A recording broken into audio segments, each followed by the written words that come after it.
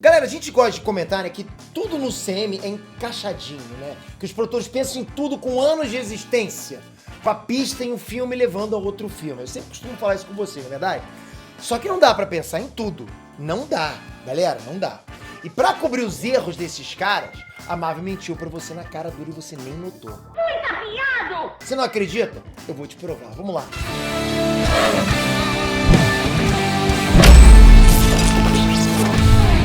Ei, Nestranks, Peter aqui. Nos quadrinhos, esse recurso acontece toda hora, sabe? Tem até nome, retcon.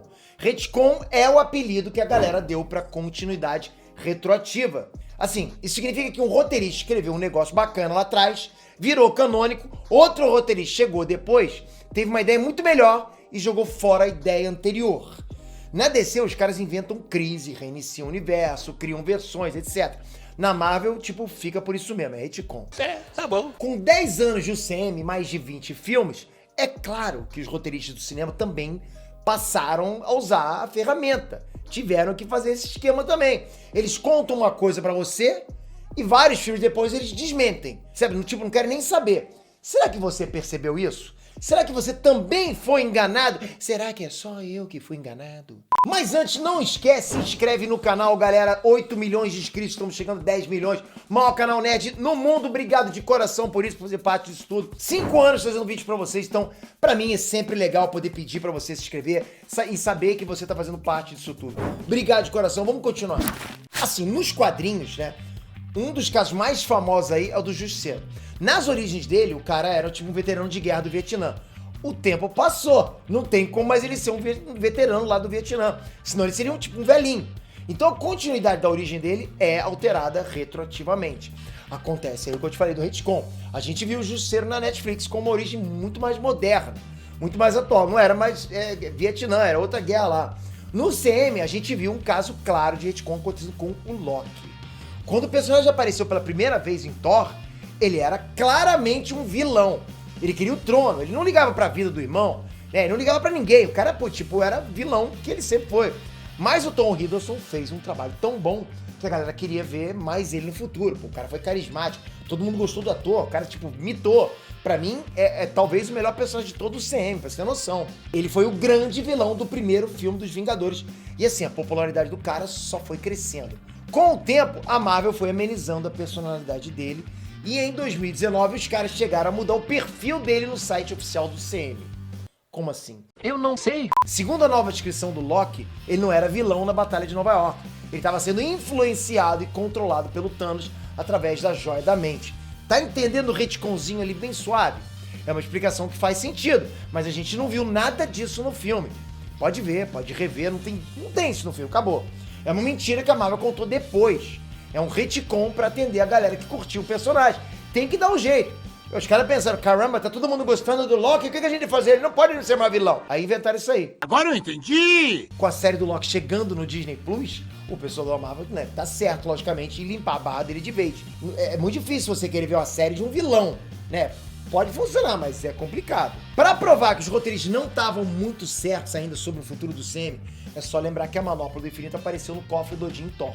Tu lembra dessa? Era pra ser um easter egg, só isso. Mas o diretor Joss Whedon forçou a barra pra colocar o Thanos no final do filme dos Vingadores.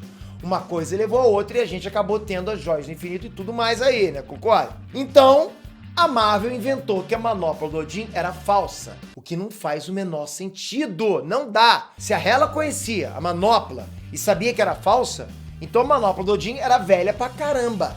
Se ela era velha pra caramba, ela era a cópia da manopla de quem? Do Thanos? Ih, rapaz. Thanos é mais velho que a Hela? Por que Odin ia querer ter uma cópia da manopla do Thanos? Mas Thanos não fez a manopla e Nidavellir e depois matou os anões? Se não tinha mais anão, como é que fizeram o martelo do Thor? Você não pode perder. É nesse domingo. Ficou dito pelo não dito e a gente finge que entendeu alguma coisa aí. Ué. Outro artefato que tinha no cofre do Odin era o olho de Agamotto. A própria Marvel confirmou isso aí no lançamento do DVD do Thor, né? Só que a gente viu depois que isso não era possível. O olho de Agamotto contém a joia do tempo e estava na Terra. Sempre esteve na Terra. Era outra cópia falsa do Odin, rapaz. Qual o problema do Odin? Ele compra essas coisas no camelô, pô. O cara tá direto visitando o camelódromo. Olha a manopla do infinito aí, baratinha aqui na minha mão. Pode confiar, original. Garantia sou eu. Aí o Odin vai lá e compra. Você parece burro! Em Guardiões da Galáxia Volume 1, a gente tem acesso à ficha criminal de cada um dos personagens, ok? A Gamora aparece listada como a última sobrevivente do povo dela. Essa informação seria desmentida completamente em Vingadores de Guerra Infinita.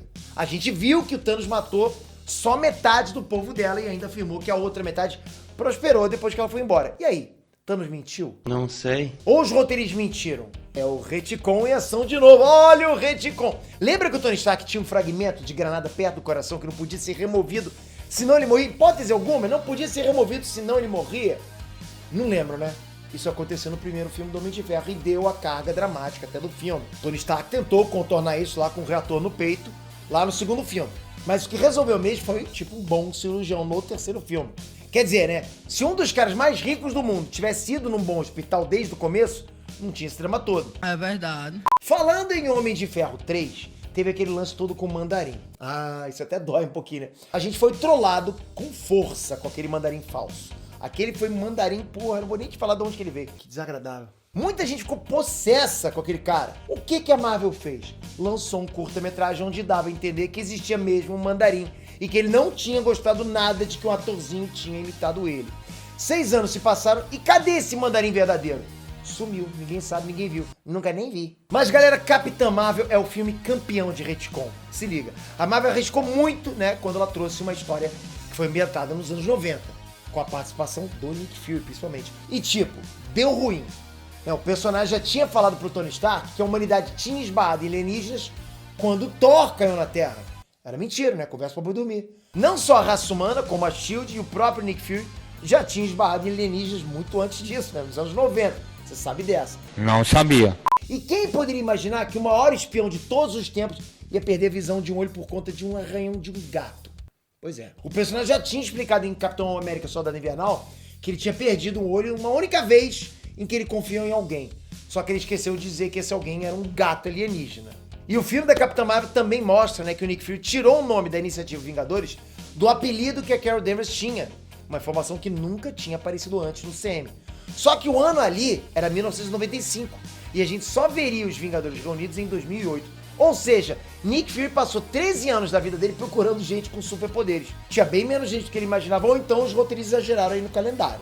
Ele podia ter recrutado o gato, mas o gato é outro que sumiu. Ninguém sabe, ninguém viu. Nunca nem vi, não. Galera, assim, os retcons são ferramentas importantes para os roteiristas. Sabendo usar, não tem problema, não pode abusar. Se tudo der certo, a gente ainda vai ver mais 10, mais 20 anos de UCM no futuro. E eu tenho certeza que a Marvel vai soltar mais hoje mentirinha pra gente. Mas não tem problema. Agora, Nerd, a sua vez, comenta aí embaixo. Tá lembrando de algum outro retcon que eu esqueci? Você concorda com esse uso desses truquezinhos assim? Você já viu esbarrou algum desses das histórias em quadrinhos? É, tem bastante.